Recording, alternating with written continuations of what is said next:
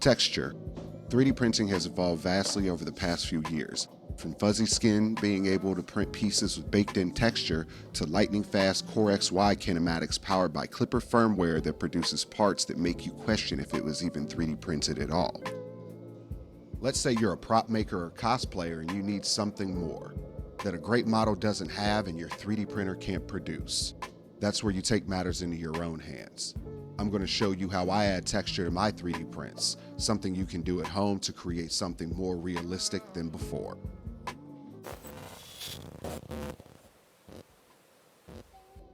During the introduction, I've been mixing up Bondo or body filler and adding acetone to thin it and extend the pot life of the filler. Doing so allows us a longer working time to apply what we need.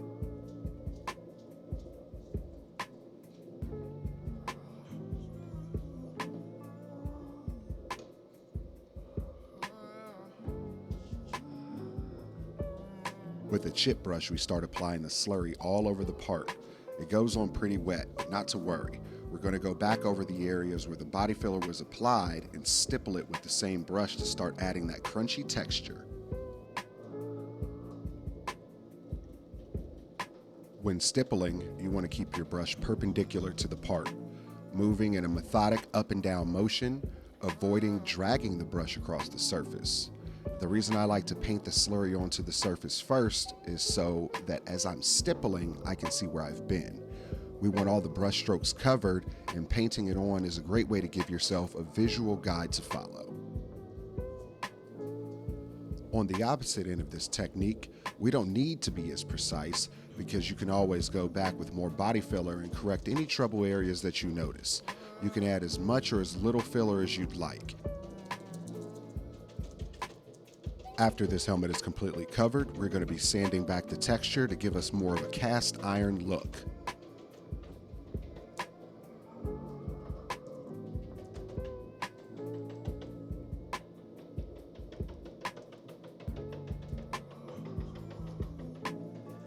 Also, don't be afraid to use real-world references. I love to use real-world references to try and recreate in my props and costumes. Having an example, like a picture of a cast iron pan or an old railroad tie, can help guide you towards achieving that desired finish you're chasing after. Again, don't be afraid to slop on more than you need. Think about it like filler primer. Too much isn't going to be an issue because you'll be sanding it back anyway.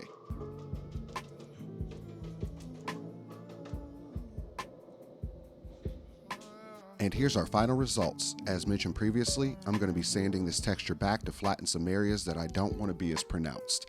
Once that's complete, you can evaluate whether or not you want to repeat adding back in texture if you've gone a little too far with the sanding. If not, then admire all the various peaks, grooves, and valleys you've created.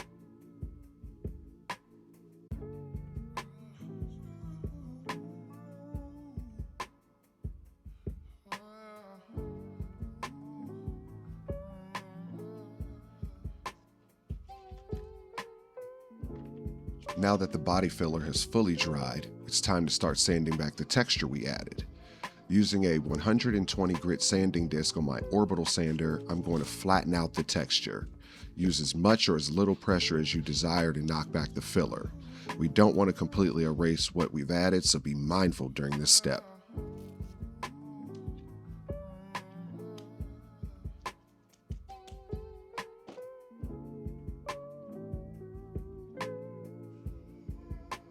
You could alternatively leave the texture alone. Maybe you're 100% happy with the results of stippling on the body filler. If so, you can skip sanding altogether and get right to painting.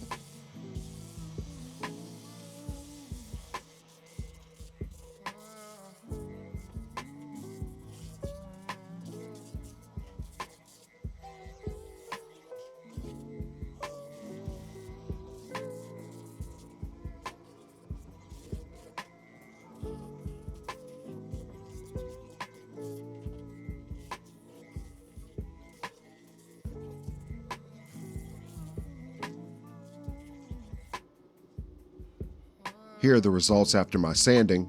There's still plenty of texture that you'll see in the final piece.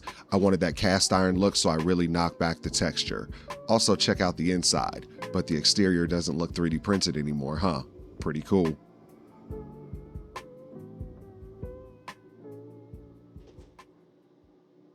All right, gang, so this is the part where I'm going to talk about the non-toxic option that you can do to add texture to your models, 3D prints, what have you, all that good stuff. So the Bondo method, really simple, it's just applying it liberally and then stippling it on. And once that fully hardens, you can go in and sand it back. And that's what's going to give you kind of like this very uneven and more metallic texture that you're going for, right? So this helmet is supposed to simulate a piece of forged metal, like wrought iron or something like that. And that's what I wanted to go with. So when you're working on especially like medieval pieces or fantasy pieces, a lot of the times, this is a really, really, really, really good option to give yourself some texture. And it also alleviates the need to sand. Like I always sand it just so I don't have to add so much Bondo to the piece or texturing paste, which I will show you here in a second. But that just helps, blend it all in, makes everything seamless. And as I've shown before, this helmet was like 6 or 8 pieces. But there are no seam lines, none of that. Everything looks great. After that, we're gonna clear coat it and chrome it and do all that happy stuff. But Liquitex acrylic modeling paste. This is the non-toxic version of what we did with the Bondo. Basically the same thing applies, except you don't have to thin this stuff out because it's a paste already. I don't know if the camera will pick this up because it's like white, but it's a paste. You just take your chip brush and stipple it on to the piece the same way that you would do this method with the Bondo. The Liquitex is a little more expensive. It gets pricier as you go up in size, especially with the product.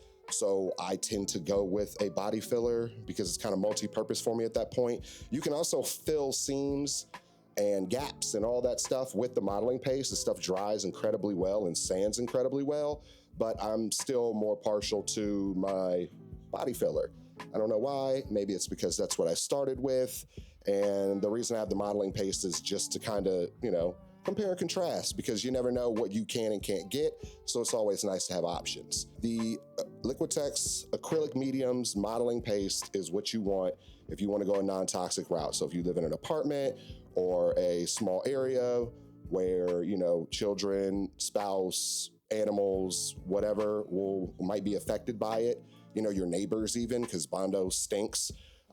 That would be the way that I would go. It doesn't take a lot. It goes a long way and you get the same results. It's the same process, just stipple it on.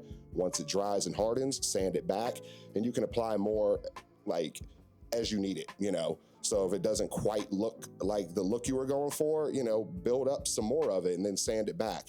It's a really forgiving product.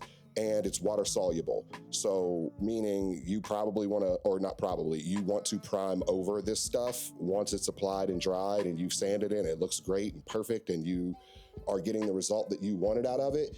Please, please, please make sure you throw some primer over it because it is water soluble and it will break down in time. So lock it in. Thank you for tuning into this video on texturing a 3D print. If you're interested in the full paint process, make sure you come back for part 2. Turning on the bell notification will let you know when new videos are uploaded on the channel. If you enjoyed what you watched, please drop a comment, like, and subscribe. Also, share this video with any of your artist friends. You never know what might stick out to them and become useful as a technique that they add to their arsenal. Thanks again for watching. I'll catch you guys in the next one. Peace.